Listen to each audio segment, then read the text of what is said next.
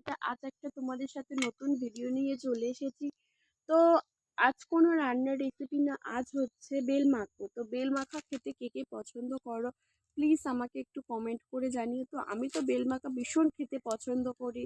তো চলো আমি কিভাবে বেলটা মাখাবো সেটা তোমাদের সাথে শেয়ার করতে চাই। তো ভিডিওটা কেউ স্কিপ করবে না, ভিডিওটা প্লিজ পুরোপুরি দেখবে। আর আমার চ্যানেলে নতুন হয়ে থাকলে নোটিফিকেশনটা অন করে রাখবেন।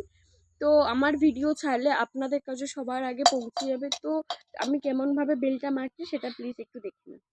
বন্ধুরা চলো বেলটা ফাটিয়ে নিই।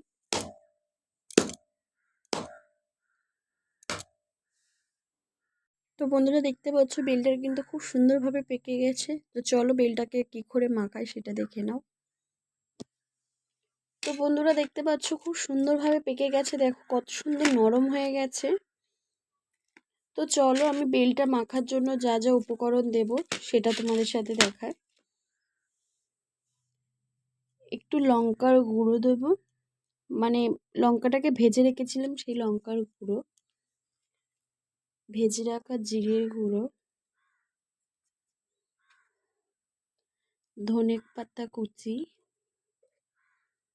একটু কাসন্তি,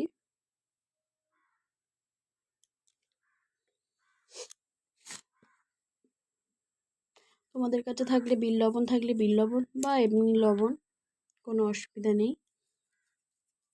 একটু চিনি, চিনিটা একটু পরিমাণ মতন দেবে যেন খেতে সুন্দর হয়। তো বন্ধুরা চলো তাহলে আমরা সব উপকরণটা খুব ভালোভাবে মাখিয়ে নিই। তো বন্ধুরা আমার পুরো বেল মাখা পুরো কমপ্লিট হয়ে গেছে। তো এর মধ্যে এবারে একটু দিয়ে দেবো কাঁচা সর্ষের তেল। তো সর্ষের তেলটা দিলে কিন্তু খুব সুন্দর একটা সেন্ট বেরোয়, খেতেও বের খুব টেস্টি লাগে। তো সর্ষের তেলটা দিয়ে আমরা খুব ভালোভাবে মাখিয়ে নেব আস্তে আস্তে করে।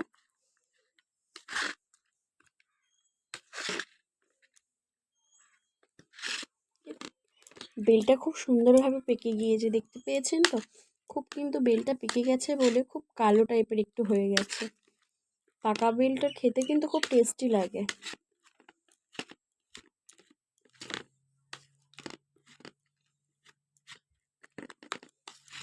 বেল মাখার সময় কিন্তু একটু কাসন্তি দিলে বেশ টেস্টি লাগে খেতে, একটা কাসন্তি কাসন্তি একটা সেন্ট বেরোয়। তো আমার বেল মাখা কমপ্লিট। তো চলো খেয়ে দেখি কেমন হয়েছে। বন্ধুরা শীতের দিনে কিন্তু বেল মাখা খেতে রোদের মধ্যে বসে খুবই ভালো হয়। তো চলো আমি খেয়ে দেখি কেমন হয়েছে। খুব সুন্দর হয়েছে। তো তোমরা বাড়িতে একবার ট্রাই করে দেখো বেল মাখাটা কেমন হয়েছে। বেল মাখাটা খেয়ে প্লিজ একটু কমেন্ট করে জানিও যে দিদিভাই খুব ভালো হয়েছে। তোমরাও বাড়িতে একবার ট্রাই করে দেখো, খুব ভালো হবে খেতে, খুব সুন্দর হয়েছে বেল মাখা।